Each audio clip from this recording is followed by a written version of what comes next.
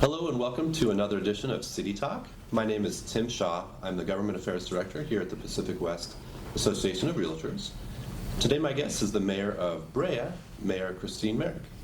Mayor Marick, welcome. Thank you. Thanks for having me. Glad to have you.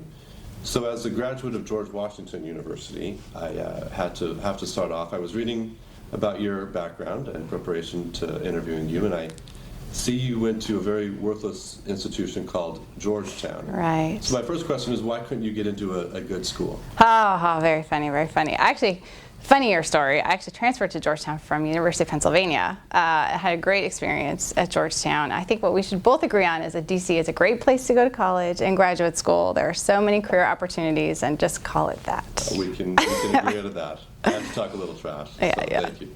So how long have you been on the City Council? I've been on the City Council since 2012, and I became the mayor in December of this last year, 2015. Well, congratulations. So Thank you. Brea is a kind of a unique city in my mind. There's such a difference between the residential population versus how many people are working there in a normal day. Do I have that? Yes, our residential population is just over 43,000 as of a last count, but we regularly swell, we believe, to about 100,000 with employees working in the city as well as visitors to the mall and other active businesses and restaurants in town. So it is very different because it's a big demand on our streets as well as services like police, fire, and emergency type situations. Got it. So how I like to ask people how they're doing now coming out of the Great Recession, and so how's Brea doing financially? Obviously, we took a serious hit with our sales tax revenues. We generate a chunk of our budget from sales tax, and the recession hit us hard. So I have to pay a lot of respect to the leaders of the city at that time, because that was before my time, and really tightening the belt, looking around and seeing how to be more efficient. So we did not end up laying off any employees, and now we are seeing our sales tax as well as our property tax grow, and so we're back to where we were prior to the Great Recession, and so we're doing well. We've kept our finances strong, again thanks in large part to what city leaders did before I got there. Oh, great. So, unique features to Brea. When I drive through Brea, I notice there's lots of artwork. Yes. And that's kind of a big program. We do have a great Art in Public Places program, and we just added to it a really neat piece at the corner of Imperial and Valencia, which moves and sways in the wind. And it really pays sort of as a nod back to our oil history, as the oil derricks move throughout time. The one across the street from my house does that too. So we have over 150 pieces of public art, and one of the things that we'll be highlighting, it's actually next year is our centennial year in Brea, so we'll be having a big 100-year celebration focused in the month of February, but there will be events throughout the year. And one of the ideas on the table is to really highlight all of our public art, because we have so many unique pieces. They're all very different, and they each tell really a piece of the story of Brea. When you talk about Brea, most people in the region probably first thing comes to mind is the Brea Mall. Yes. And when you go to the Brea Mall, you can't help but notice lots of work has been done around the mall. So what can you tell us about that? Yes, they just underwent a couple of years ago a very large renovation and really spruced up and changed. Some of the stores have moved around to be better suited and kind of better clustered together. That effort is still ongoing. But it was a great investment by Simon Properties to really up the mall back to a better state. The face of malls is changing, and Simon reinvested in their property, and we appreciate that. Continue to shop there. I'm sure, being not too far from Brea, you spend some of your tax dollars there as well. Mr. Shaw spends a lot of tax. We appreciate that. That's right.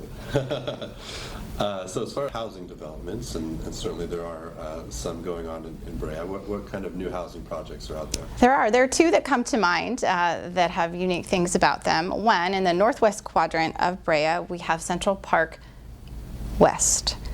Oh no, Central Park Village, excuse me. I'm always thinking of New York. Central Park Village, and what's neat about that is it's going to be mixed use. There are going to be some apartments as well as some medical office and some commercial.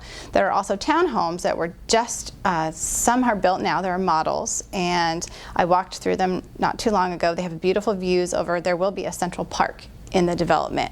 So the townhomes have a great front row seat to that, and it's going to be a really nice welcoming space for not just that development but the entire city. So although that park will be funded by the developer, it will be open to all residents. So it will not be a private park, it will be a publicly accessible park. Great. We also have La Floresta on the eastern edge of town, and that is at the corner of Imperial and Valencia. And there are great things happening there. We started with Capriana for seniors, and now we have some apartments that are being built. In addition, we have some condominiums, which include live-work spaces.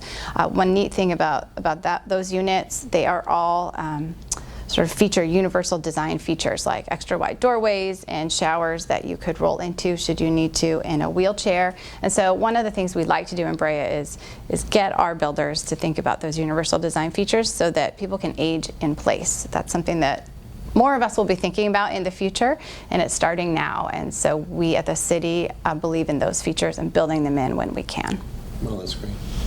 Now, I'm going to go ahead and ask you about Madrone. I know Sure. that's a project that with a fair amount of controversy Indeed. in town. So up in Carbon Canyon area, I guess it's in the neighborhood of 150 unit homes being Correct. proposed up there. And there's been litigation, and so what's the status right now? The update right now, it was approved by the City Council and appealed and by Hills for Everyone, an environmental group, and they won at the lower court. The developer just recently decided to appeal, so generally that means nothing will happen for the next 2 to 3 years, and it'll be in the courts.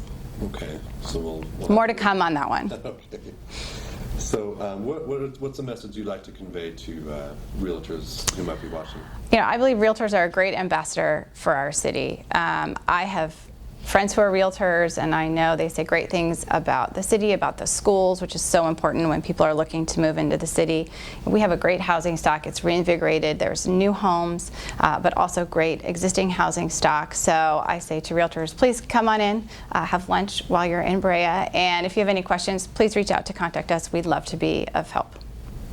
Well, great. Mayor Christine Marick, appreciate your time and look forward to great things in the future in Brea.